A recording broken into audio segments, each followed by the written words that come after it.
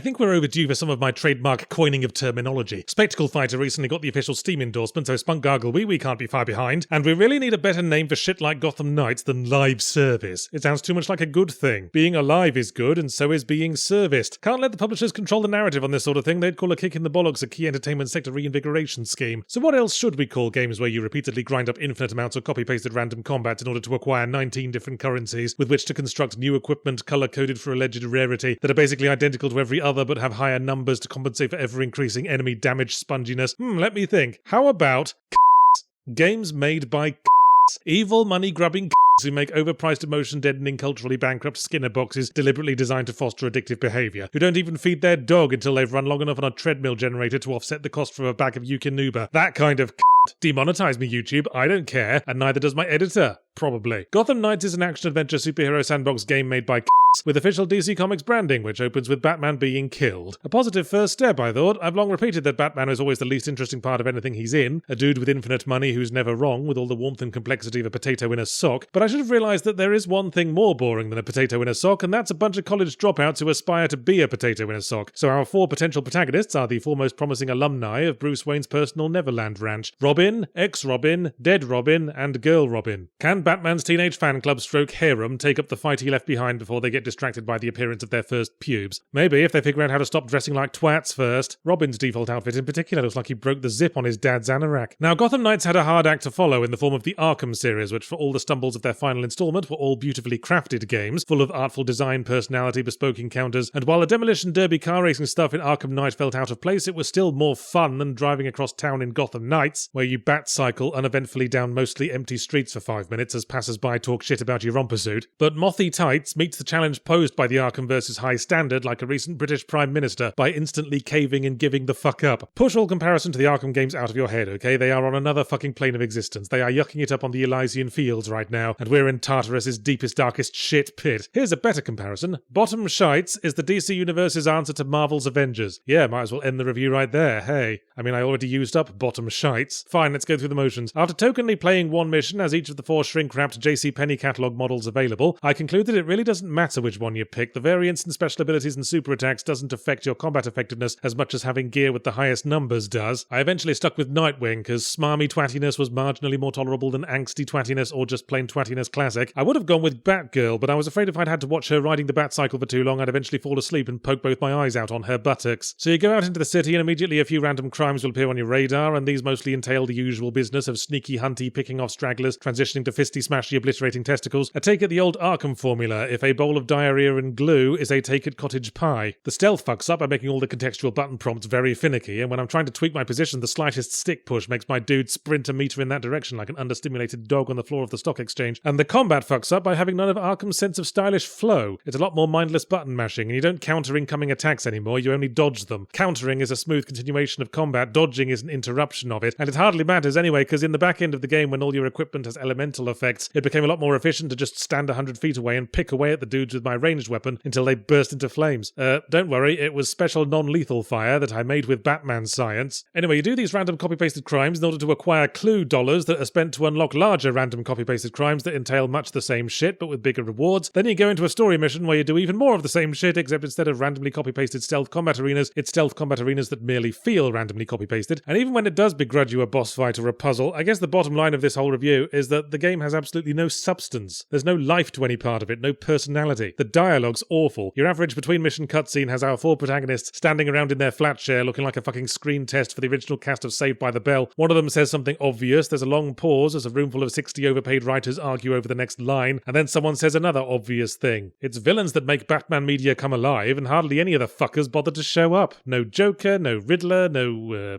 Penny Plunderer. You do get Harley Quinn, but then she has to be in everything DC related in accordance with the doctrine enforced by the United Nations, I assume. But she's only a side mission, and she's phoning in her lines as well. The main story threat comes from the Court of Owls and the League of Shadows, because they're factions, and therefore justify adding another flavour of infinitely respawning goon to feed to the grind machine. Oh, I guess there's Penguin, but, well, I know I said I'd stop making this comparison, but remember when you went to Penguin's nightclub in Arkham City and the Penguin captures you and there's like a whole bunch of fights and interesting rooms to explore and a big shark? That was a fucking party. You go to Penguin's nightclub in Scrotum Blights, you go through one room of generic baddies, and then Penguin tells you to piss off. And you do. You literally piss off because he said to, and go back to random copy-pasted crimes. Arkham's Batman would never meekly leave because the Penguin told him to piss off. Fucking Adam West's Batman wouldn't. Not before holding out the bat swear jar.